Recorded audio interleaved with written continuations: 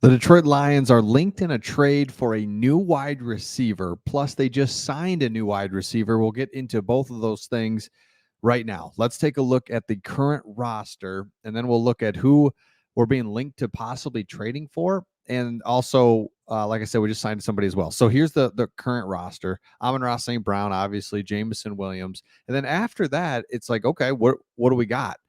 And Josh Reynolds, I hate to just push him aside after a couple drops in that game. And I mean, he's still very productive, but he's older. He's 28, 29. Um, so he could be a productive guy. He's an unrestricted free agent, so he could be back, no question, and that would be fine. But it does feel like we need one more, like, really good wide receiver. That'd be just really nice. I mean, right? Because you go start looking at it: quarterback set, running back set, tight end set, offensive line, need some depth, need a guard. But I mean, for the most part, the offense is set. But another wide receiver, it's like I don't want to be, I don't want to be greedy here, but I kind of do. So let's take a look at this article. I thought it was perfect. Hunter Renfrow out of for the Las Vegas Raiders. Ever since his 1,000 yard season in 21, his value has taken a significant hit. He has just 600 receiving yards over the last 2 years, and he missed 7 games in 22. But still, the Raiders are a team that's like totally trying to figure out what they're going to do and what's going on. So Amon-Ra, Jameson Williams, all good. Josh Reynolds entering free agency. A reliable underneath threat provides the perfect addition to Williams' ability to stretch the field and St. Brown's knack for getting open in immediate routes. And now the whole key to this and why the Lions are being put with Hunter is because we know Brad Holmes is not going to give up a lot draft pick wise. So you're going to get a really good, productive wide receiver that hasn't had a quarterback, dysfunctional franchise. Last 2 years, it's like, what is going on in LA, or in Las Vegas? And you're able to get him at a cheap price. Like, what if you can get him for a 5th round pick, a 4th this year, and or like a 5th next year and a 5th after that, or something late round pick, and now you've got a starting wide receiver that you can plug and play right away.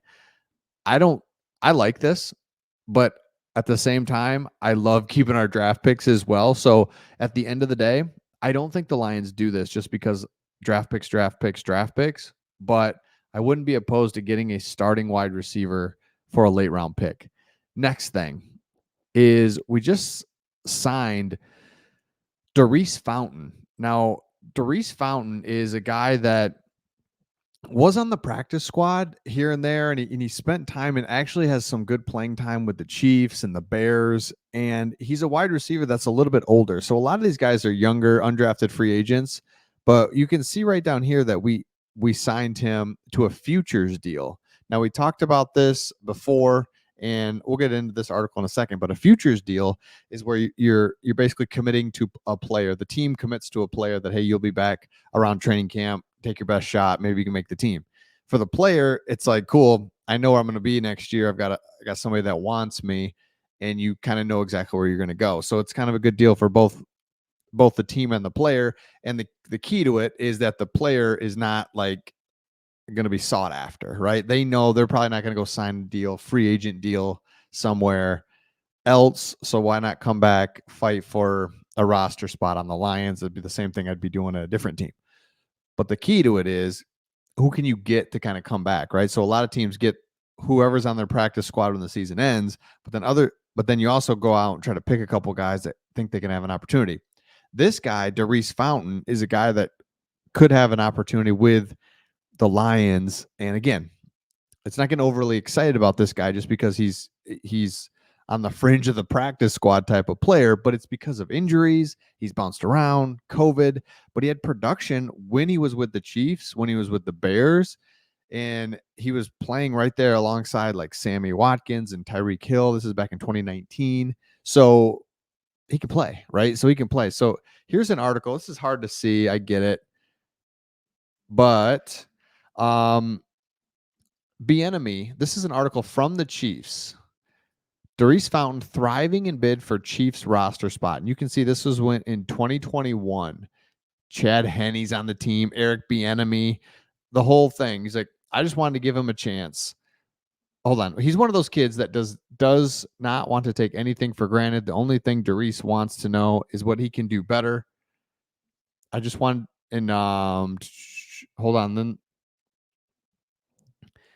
it was definitely a grind, mental grind. He's talking about his injury. I just kept pushing through it.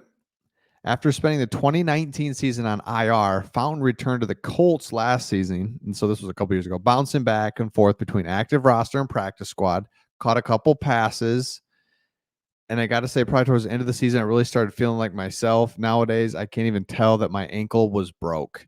So he goes back and forth, finds a way to get right to the edge with the Chiefs, and ultimately goes to their practice squad, but stays right between practice squad and going on the active roster for a loaded Chiefs team back in the 2019 season.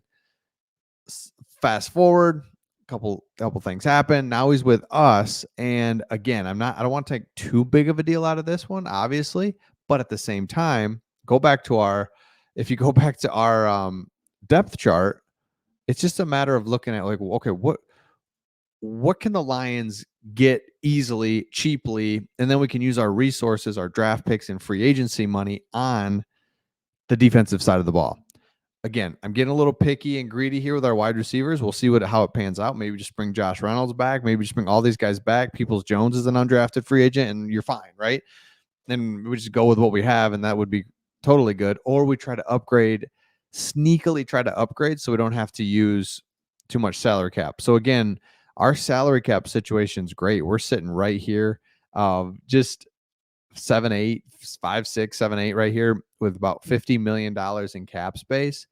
Huge. Not a lot of dead money. I mean, just really well managed by Brad Holmes. And he knows he has to continue to manage it correctly because we're going to have a lot of big names. Penei Sewell, St. Brown, Brian Branch. I mean, all those guys. Sam Laporta. They're all going to need to be paid.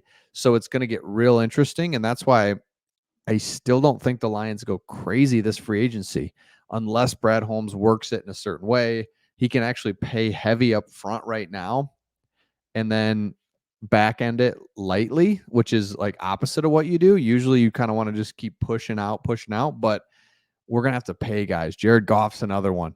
Man, I mean, there's going to be some big money going out. So the reason I bring this video up is because the Lions could trade for a wide receiver. They could sign a guy. They're trying to stay in-house maybe a little bit on wide receiver, but there's options out there, and I look forward to see what the Lions do. Brad Holmes, this is his time. We all know that, and we can't wait to see what he kind of does as he progresses. So again, let me know your thoughts in the comments. I ultimately don't think we get Hunter Renfrow.